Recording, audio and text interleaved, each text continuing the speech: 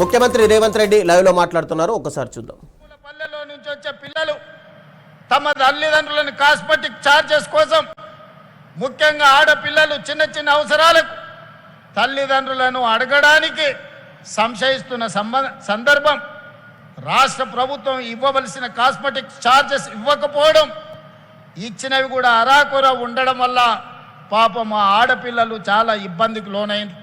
అందుకే వివరాలు తెప్పించుకొని 200% కాస్మెటిక్ ఛార్జెస్ పెంచి ప్రతి నెల ప్రభుత్వ ఉద్యోగులకు, ఐఏఎస్లకు, ఐపీఎస్లకు జీతాలు ఏ విధంగా ఇస్తున్నామో కాస్మెటిక్ ఛార్జెస్ కూడా ఈ పిల్లలకు మొదటి తారీఖు నాడు ఇవ్వాలి అని మా అధికారులకు ఆదేశాలు ఇవ్వడం జరిగింది. ఇవాళ మిత్రులారా, తెలంగాణ రాష్ట్రం 12 సంవత్సరాలు పూర్తి చేసుకున్నది. 10 సంవత్సరాలు అధికారంలో ఉన్న వాళ్ళు ఏనాడు విద్యాశాఖకు ప్రాధాన్యత ఇవ్వలే. ప్రభుత్వ పాఠశాలలు మూసివేస్తూ, పేద ప్రజల పట్ల నిర్లక్ష్యం వహిస్తూ తెలంగాణలో ఉన్న విద్యాశాఖను విధ్వంసం చేసింది. నేను రాజకీయాల జోలికి వెళ్ళను, అనవసరమైన విషయాలు నేను మాట్లాడను. కానీ నేను చేస్తున్న ప్రయత్నం రాష్ట్ర ముఖ్యమంత్రిగా ఫైనాన్స్ కావచ్చు, రెవెన్యూ కావచ్చు, ఐటీ అండ్ ఇండస్ట్రీస్ కావచ్చు, one of the best portfolio నేను తీసుకొని ఉండొచ్చు. కానీ నేను ఈ దేశ భవిష్యత్తు గ్రామీణ ప్రాంతాలలో ఉన్నది, దేశ భవిష్యత్తు తరగతి గదుల్లో ఉంది. అందుకే విద్యాశాఖను నా దగ్గర పెట్టుకోవాలి, విద్యా ప్రక్షాళన చెయ్యాలి, ప్రతి పేదవాడి గుండె తట్టాలి, వాళ్లకు విద్యను అందించాలి అన్న లక్ష్యంతో విద్యాశాఖను నా దగ్గర పెట్టుకొని నిరంతరం పర్యవేక్షిస్తూ ఒక ప్రణాళికబద్ధంగా ముందుకు వెళ్ళే ప్రయత్నం చేస్తున్నాం. కొంతమంది గిట్టని వాళ్ళు విద్యాశాఖకు మంత్రే లేడంటారు.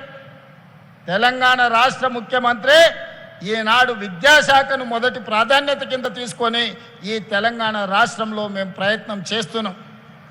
మీరు చేసిన విధ్వంసం, 10 సంవత్సరాలు మీరు పాల్పడ్డ అరాచకం, 100 సంవత్సరాల నష్టం తెలంగాణ రాష్ట్రానికి జరిగింది.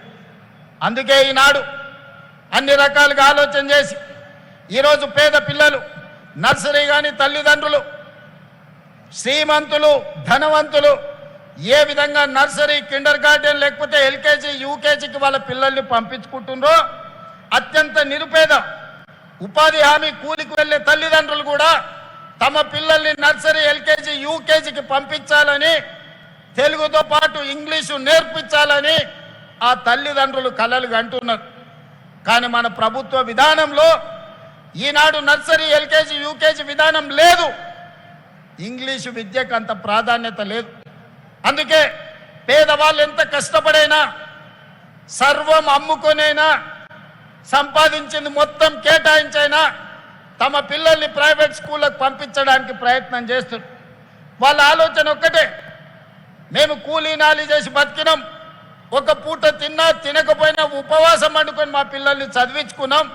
వాడు పెద్దయి ఒక డాక్టర్, ఒక లాయర్, ఒక ఇంజనీరు, ఒక ఐఏఎస్, ఐపీఎస్ అయితే మా భవిష్యత్తులు మారుతాయి, మా కళ్ళ ముందే మా పిల్లలు ప్రయోజకులు అవుతారు, డాక్టర్లు, లాయర్లు రాణించి పీజీలు, పిహెచ్డీలు చేసి తెలంగాణ పునర్నిర్మాణంలో భాగస్వాములు కావాలని వాళ్ళు కలలు కంటున్నారు.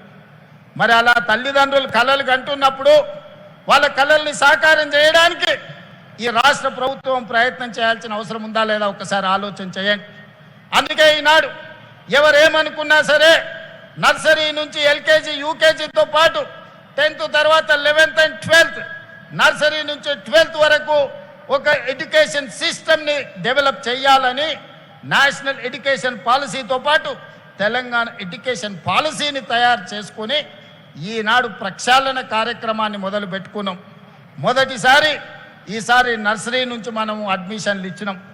ఆరుట్ల ఒక తెలంగాణ మోడల్ స్కూల్గా విద్యా కమిషన్ అపాయింట్ చేసి ఒక సీనియర్ ఐఏఎస్ రిటైర్డ్ ఆఫీసర్ని విద్యా కమిషన్ చైర్మన్ చేసినాం. వాళ్ళు ఇచ్చిన సూచనలతోని ఆరుట్లలో మనము నర్సరీ నుంచి 12th వరకు స్కూల్ ప్రారంభిస్తే ఇక్కడ ఉన్న చాలా మందికి వేదిక మీద ఉన్న ఇండస్ట్రియలిస్టులకు కూడా తెలవాలి. ఒకప్పుడు ప్రభుత్వ పాఠశాలలో చేరాలి అంటే విద్యార్థులు వచ్చేవాళ్ళు కాదు. ఆరుట్లలో 1814 మంది పిల్లలకు అడ్మిషన్లు ఇచ్చిన తర్వాత ఇంకా 1500 అప్లికేషన్స్ ఎక్స్ట్రా వచ్చినాయి. వాళ్ళు బయట నో అడ్మిషన్ అని బోర్డు పెట్టినరు. ఇది మా నిబద్ధతకు, మా పాఠశాల ఉపాధ్యాయుల యొక్క పనితనానికి గుర్తింపు. ప్రభుత్వ పాఠశాలల్లో నో అడ్మిషన్ అని పెట్టే రోజు వస్తుంది అని ఎవరు కలలో కూడా ఊహించకపోవచ్చు. కానీ అసాధ్యాన్ని సుసాధ్యం మా ఉపాధ్యాయులు చేసిండ్రు.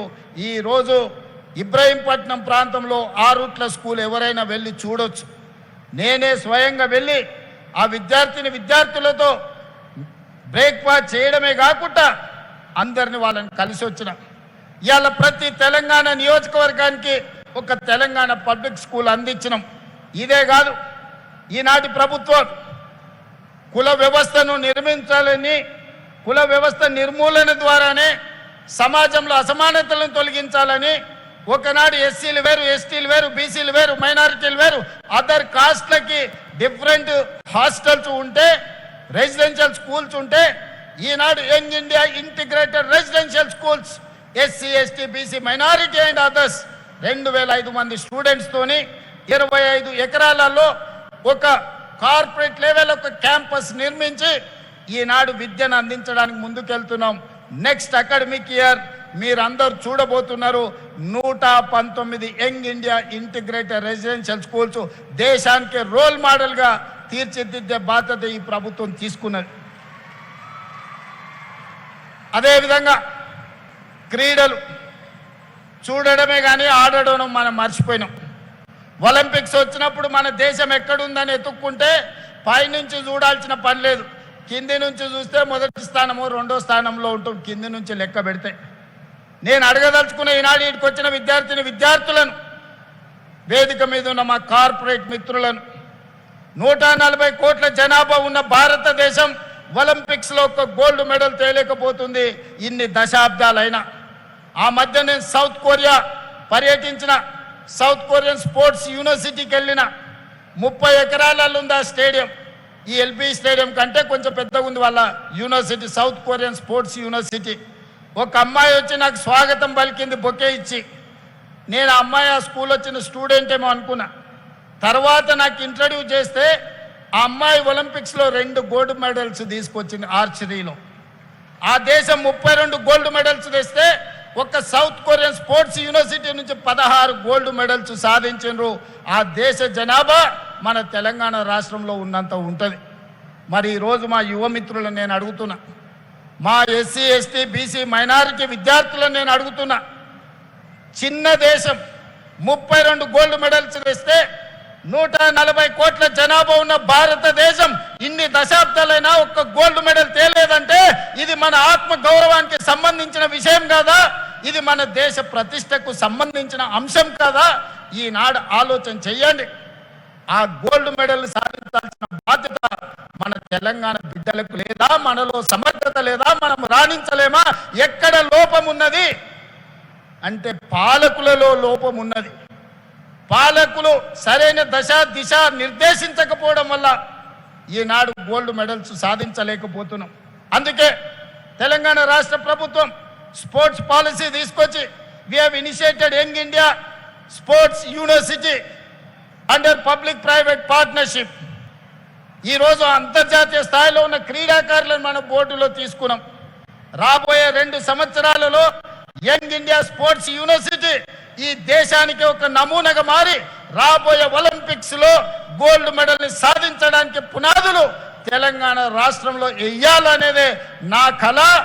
మీరందరూ అందులో భాగస్వాములు కావాలి. ఇక్కడికి వచ్చిన విద్యార్థులు ఆ స్ఫూర్తితోని తిరిగి మీ ప్రాంతాలకు వెళ్ళాలి.